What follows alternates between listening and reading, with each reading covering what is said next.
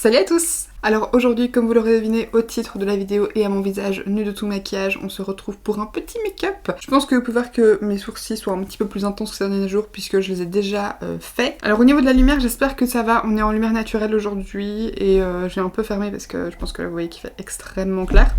Et il fait encore très chaud, donc j'ai laissé un petit peu fermé pour pas me prendre tout le soleil dans la face sur la vitre et crever de chaud. Aujourd'hui on va faire un make-up avec du nouveau plein de produits ultra connus, ultra populaires qui font le buzz, donc vous avez sûrement déjà entendu parler mais que j'ai pas encore testé. Et quelques nouveautés aussi. J'ai repris la touche de teint de chez Chanel. Je vous ai fait un crash test dans ma vidéo précédente, je la mettrai dans les petits i si vous n'avez pas encore vu. Mais j'ai pris une teinte plus foncée parce que j'aime quand même vraiment bien le fini, donc j'avais trop envie de retester. J'ai pris une autre teinte des blush sticks de chez Huda que j'avais vu sur Insta, trop belle. J'ai enfin réussi à mettre la main sur les bases tout court de chez Rare Beauty, mais en petit format cette fois-ci. Donc j'ai pris les deux, il y a la base lissante Efface Pores et il y a la Always an Optimist Base Illuminatrice. Donc voilà, je sais pas trop parce que j'ai aussi la Flawless Filter de chez Charlotte Tilbury, donc je sais pas trop, il y a pas mal de nouveautés, donc c'est compliqué. On va d'abord commencer bien évidemment par les yeux. Et là je vous avoue que je sais pas trop quoi faire, donc à mon avis je vais faire un truc assez simple, hein, parce que c'est pas trop sur les yeux aujourd'hui qu'on va se concentrer.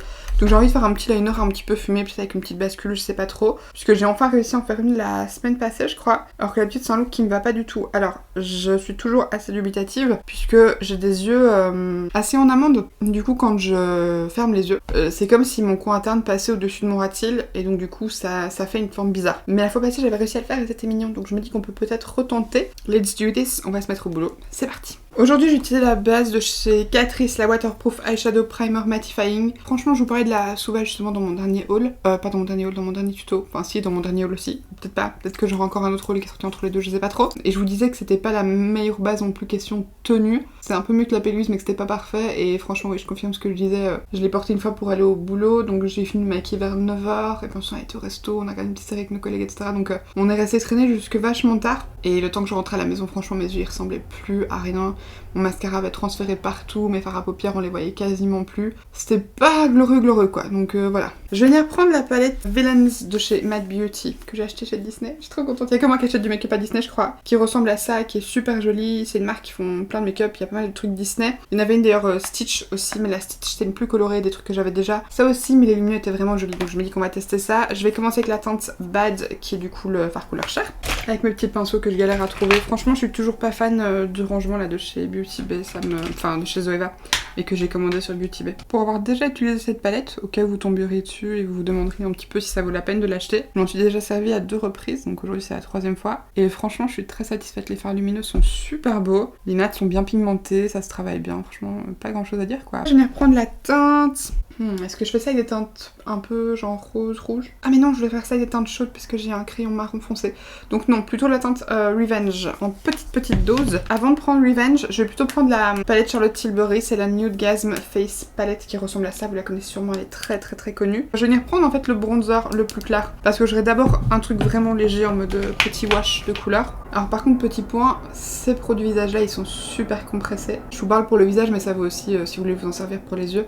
Il faut bien prélever la matière quoi. Vous pouvez vraiment y aller avec votre pinceau. Et après ça je prends un tout petit peu du plus foncé à côté et ce sera tout. Je viens un petit peu en appliquer au niveau du coin externe mais pas trop. Alors petit point sur cette palette Charlotte Tilbury, ça faisait aussi un moment que je louchais dessus. Elle était très souvent rupture, là j'ai réussi à la choper sur ASOS avec moins 20% et heureusement parce qu'elle m'a encore resté à plus de 60 balles. Alors elle est bien mais franchement rien de ouf quoi. Alors après est-ce que c'est parce que j'ai pas la peau ultra claire? Je sais pas, mais enfin je trouve que sur ma peau les produits se voient pas super fort. Je sais qu'il existe une teinte plus foncée et qu'en plus elle était en promo sur Filmic à un prix vraiment dérisoire, moins d'une quinzaine d'euros. Mais elle est plus dispo et j'avais quand même, enfin pour moi j'aurais dû prendre la teinte claire quoi, ça me semble assez logique. Et ensuite avec mon petit pinceau je reprends un petit peu du fard couleur chair mat et je viens un petit peu le tapoter sur la paupière.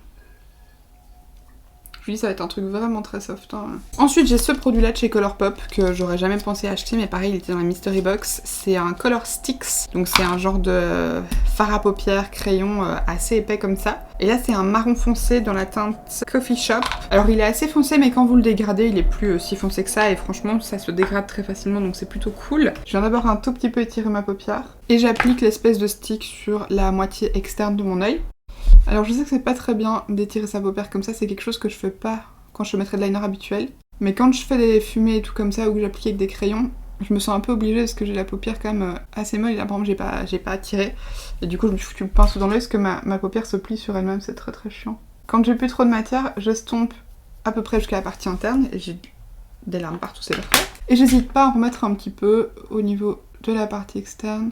Pour l'instant, je fais vraiment juste mon ras de cils. Je fais pas encore de virgule ni rien. Et je sais pas si vous voyez, mais c'est vraiment quelque chose d'assez chaud. Hein. Ensuite, je prends un petit pinceau biseauté. Dans ce cas-ci, c'est le Anastasia, c'est celui que j'utilise pour mes sourcils. C'est parfait parce qu'il est bien fin. Je viens le frotter un petit peu contre la mine du crayon. Et je viens, hop, commencer à faire ma petite virgule.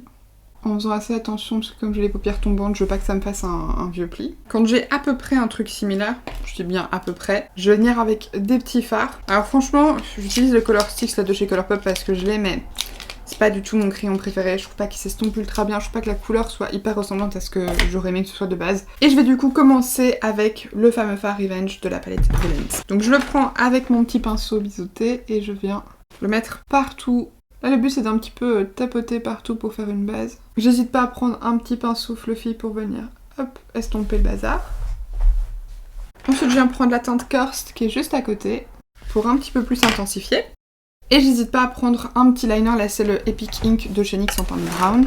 Et ensuite, j'hésite pas à reprendre mon petit pinceau et venir avec un brun un peu plus foncé. Donc je vais prendre la palette Nude Rich de chez Huda. Alors n'importe quelle palette avec des marrons fonctionne, hein. Mais ici on a un bien foncé, un petit peu violacé et je pense que ça pourrait être bien. Donc j'en prends un tout petit peu sur mon pinceau, pas trop. Et je viens tapoter ça par-dessus mon liner, principalement sur le bord. Et pareil, j'hésite pas à reprendre mon petit pinceau et à venir redégrader par-dessus. Maintenant évidemment, faire pareil de l'autre côté, toujours la tâche compliquée. Donc on va essayer de faire un trait de liner aussi joli puisque j'aime beaucoup celui de gauche. Et quand j'ai un truc qui me plaît plus ou moins, on va pouvoir commencer à passer au teint. Alors des bases, j'en ai beaucoup, je sais pas trop quoi utiliser, quelque chose qui illumine, quelque chose qui est mat, je sais pas du tout. Je pense que j'ai envie de faire un petit duo. La Rare Beauty lumineuse, elle est super jolie. Ça m'a l'air un peu plus fin que la Charlotte Tilbury. Je vais commencer avec du coup la base Rare Beauty, mais la lissante, qui efface un petit peu les pores, qui va aussi un petit peu matifier. Le packaging, je sais pas pourquoi, il me fait un petit peu penser à Fenty, pourtant c'est pas du tout le même style, mais vous voyez les couleurs et ce côté un petit peu, je sais pas, nude et tout, ça me fait un peu penser. C'est une base un petit peu gel. J'ai entendu beaucoup de bien des bases Rare Beauty, donc j'espère qu'elles sont chouettes. Et alors oui, évidemment, j'ai pris le format mini puisque je voulais tester et que pour les produits teint, en format mini c'est tellement plus intéressant parce que la peau c'est tellement particulier, toutes les peaux sont tellement différentes que c'est bien de pouvoir avoir le format mini, si vous savez, c'est toujours mieux. Ensuite par-dessus du coup je vais venir prendre la Hollywood Flawless Filter de Charlotte Tilbury, toujours en format mini puisque j'étais pas sûre que ça convenait à mon type de peau. J'ai pris la teinte 02 Fard, j'hésitais avec la 03 mais j'avais pas envie que ça fonce mon teint, donc du coup je préférais prendre une teinte assez claire. Je vais en mettre un peu partout je crois, parce que j'ai commencé à en mettre partout. Je voulais voir en fait comment cette base-ci se comporte sur une peau grasse. Parce que j'ai pas l'impression que les gens que j'entends dire du bien de cette base aient vraiment la peau grasse. En fond de teint, mais du coup, je vais utiliser les beiges de chez Chanel, mais la teinte B30 du coup, qui est la teinte au-dessus de celle que j'avais achetée précédemment. J'ai envie d'essayer d'une fois directement appliquer avec mon éponge que j'ai humidifiée, donc on va directement tester comme ça.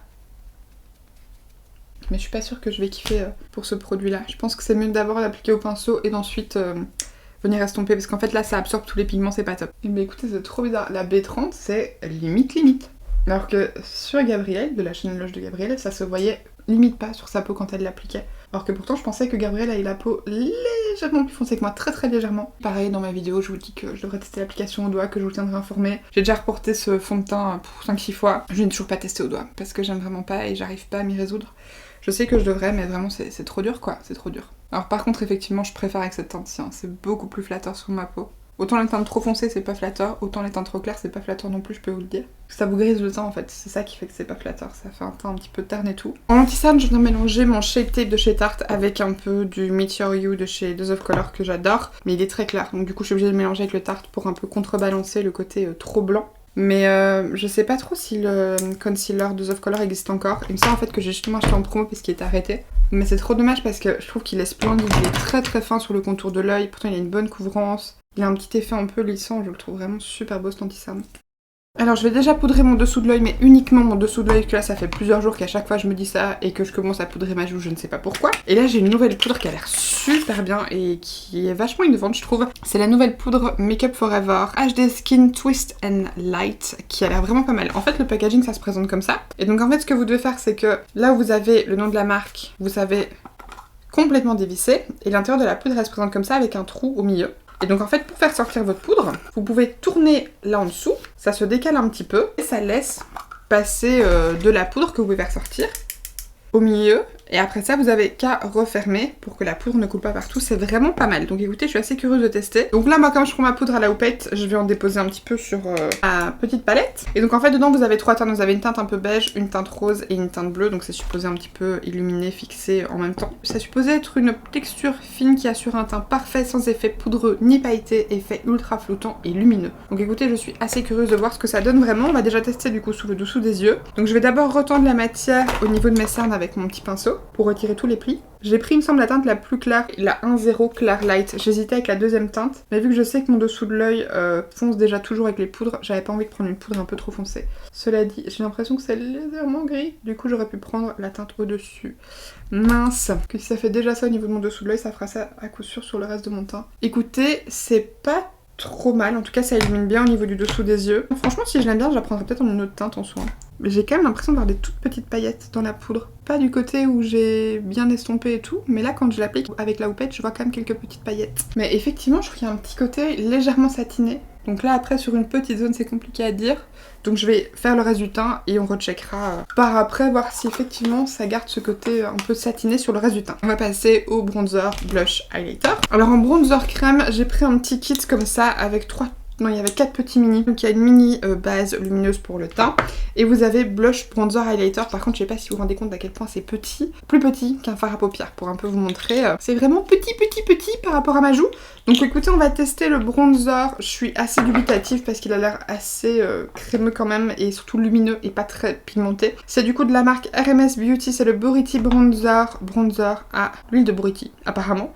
Je sais pas trop s'il y a une teinte, je sais pas trop comment prélever la matière quoi, je vais essayer avec mon petit pinceau ici de Boozy Shop le Cream Contour. Ah bah voilà, vous voyez ça fait tout pile la taille, il aurait pas fallu plus petit, mais c'est vraiment petit ça comme pinceau, donc c'est bien pour un petit peu cibler, mais pour dégrader c'est pas ce qu'il y a de plus pratique, hein. Donc ça n'ira pas, il va me falloir un autre pinceau.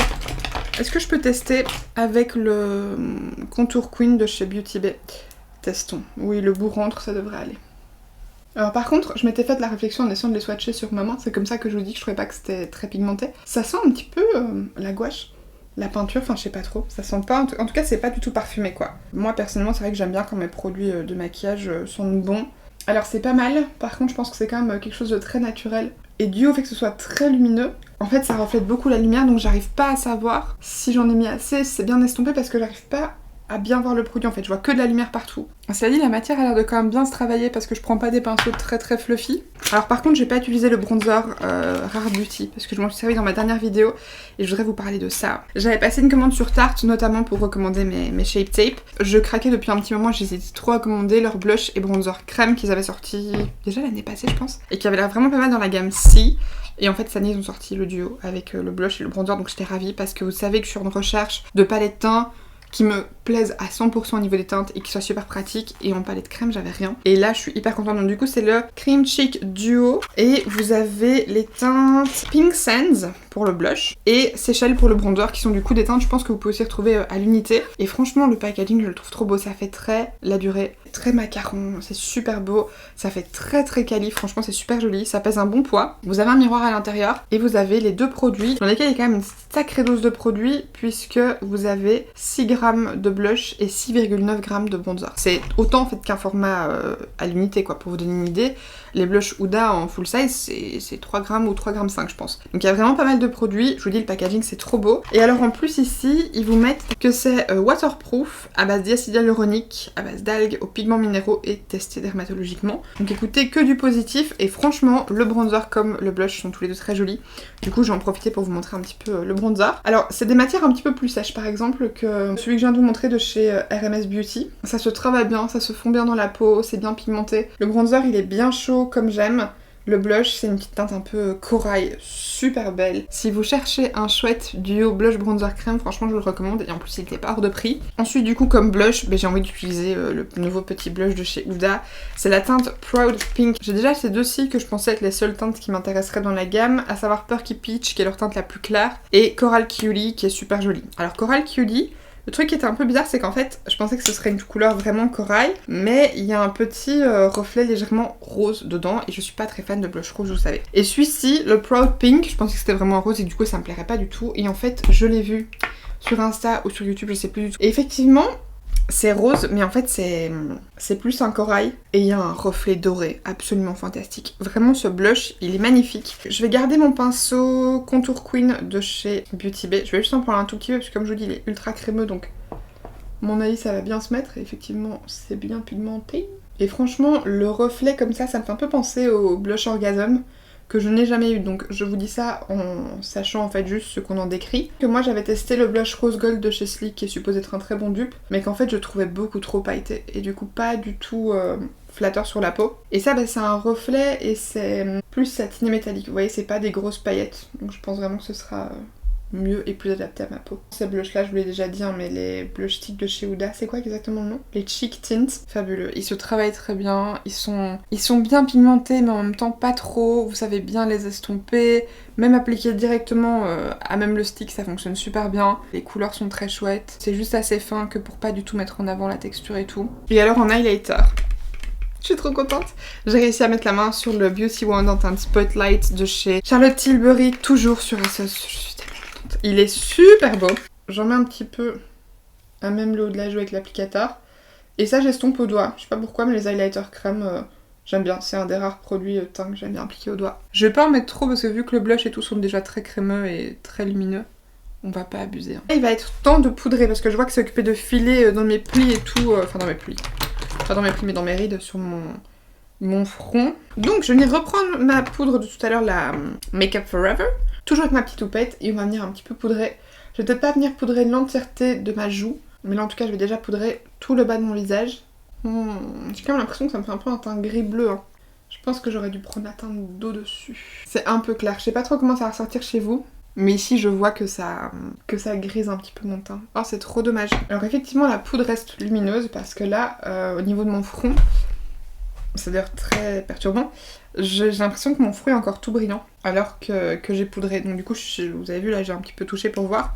Je vais quand même rajouter un peu plus de poudre pour être sûre parce que mon front c'est la zone qui graisse le plus. Mais du coup je voudrais être sûre que ça bouge pas, vous voyez que ça fasse pas baver mes sourcils et tout parce que ça c'est vraiment ma hantise. Pour quand même venir un petit peu par-dessus mes joues pour pas que ça reste gras au toucher. Je vais venir prendre avec mon petit pinceau, je prends un petit peu de poudre et je viens légèrement tapoter par-dessus. Parce que comme ça garde la lumière, je pense que ça peut valoir la peine de quand même un petit peu poudrer. On voit juste beaucoup moins le blush, mais c'est pas grave, je vais en rajouter un autre par-dessus. Mais du coup pour l'highlight ça le retire pas trop donc ça c'est bien. Enfin ça diminue un petit peu forcément l'aspect mais pas autant qu'avec une autre poudre quoi. On va revenir avec un petit peu de blush. Le bronzer je crois pas mais le blush je pense que ça peut quand même être intéressant. Ou quoique je vais peut-être remettre un petit peu de bronzer quand même Charlotte Tilbury. Je vais juste du coup reprendre la palette Nude Gasm de chez Charlotte Tilbury. Avec mon petit pinceau ici B02 de chez Will Techniques. Pour un tout petit peu réintensifier le bronzer. Pour le blush, je vais venir prendre un RMS Beauty dans la teinte My Thai. Je l'ai trouvé trop beau à chaque fois que je l'ai voyé sur le site. Et du coup là c'est la teinte un petit peu corail orangé qui est absolument canon. Typiquement mon genre de couleur. Que je vais prendre toujours avec le petit pinceau Will Techniques. Et je viens un tout petit peu avec ça par-dessus mon blush crème. J'adore, très mignon. Ensuite, on va terminer les yeux, hein, je pense. Alors en reprenant le petit pinceau à sourcils de chez Anastasia, je vais venir prendre le fard marron le plus foncé. Et je vais venir légèrement au niveau de mon coin interne. Essayer d'avoir une jolie pointe, c'est un peu le truc le plus compliqué d'avoir un truc bien fin au niveau du coin interne. Donc maintenant, mascara, possiblement des petits faux cils et on se retrouve juste après. Et dire que de base je voulais faire un truc rapide, je pense que ça m'a pris 1000 fois plus de temps que de faire un make-up normal mais soit. On va juste du coup racheter du rouge à lèvres et pour ça j'ai très envie de tester celui-ci, c'est le Virgo Moon de chez Colourpop qui a l'air très très joli. Ça fait partie des Luxe Lipstick, donc c'est des rouges à lèvres qui lissent un petit peu etc. Il est trop beau, c'est typiquement mon genre de couleur. Je vais juste rajouter du crayon. Je vais mettre le Cyprine de chez Martin Cosmetics parce que je l'aime beaucoup. Trop beau. Je vais juste mettre un petit peu d'huile ou de gloss par-dessus quand même. Et pour ça, je vais prendre le This is Juice Gloss de chez NYX en teinte Guava Snap. C'est peut-être un peu orangé, franchement, ça se voit pas du tout sur les lèvres. Mais la texture est pas mal. Je suis pas fan des lèvres, ça paraît très orange en caméra. J'ai envie d'un beau rouge, donc on va switcher. On va prendre ça en rouge. On va revenir chez Colourpop. C'est les Lipsticks Matte X en teinte Trust Me. C'est bien mieux, c'est un super joli rouge celui-ci et les lipsticks si vous avez jamais testé c'est très confortable à porter et l'avantage c'est que pour les mat X une fois qu'ils sont secs ils bougent plus, c'est presque comme un liquide mat donc very very good. Alors qu'est-ce que je pense du look? C'est très joli, je suis quand même